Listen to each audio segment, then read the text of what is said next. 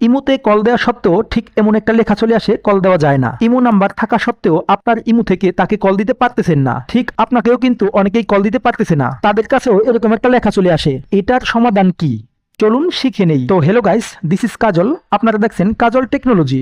ওকে, আপনি যাকে কল দিতে পারতেছেন না, শুধু এই একটি সেটিং ওনাকে বলবেন করার জন্য, তখন আবার কল দিতে পারবেন।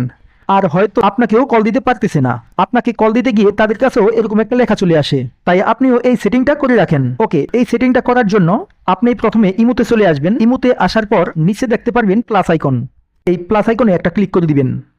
এরপর মোডে চলে আসবেন। এখানে দেখেন সিকিউরিটি অ্যান্ড প্রাইভেসি, এই অপশনটাতে একটা ক্লিক করে দিন। এখন একটু নিচে চলে আসবেন, এখানে দেখবেন লেখা আছে কল, এই কল অপশনে একটা ক্লিক করে দিবেন। এখন এখান থেকে আপনি এভরিওয়ান করে দিবেন। এই এভরিওয়ান করলে আপনার এই ইমো নাম্বার যার কাছে থাকবে সেই আপনাকে কল দিতে পারবে। আপনিও যার ইমো নাম্বার পান, সেও যদি এই এভরিওয়ান অপশনটা চালু রাখে, তাহলে আপনিও কিন্তু তাকে কল দিতে পারবেন। আর এখন কথা হচ্ছে, আপনি যদি চান যে আপনাকে অচেনা কেউ ইমোতে কল দিতে না পারুক, শুধু আপনার ফোনে যে নাম্বারগুলো সেভ করা আছে তারাই শুধু আপনাকে ইমোতে কল দিতে পারবে, যদি আপনি এটা চান তাহলে আপনি এই মাই কন্টাক্টে সেভ করে রাখবেন। আবার যদি চান আপনাকে কেউ ইমোতে কল দিতে না পারুক, তাহলে এখানে এই নোবডি করে রাখবেন।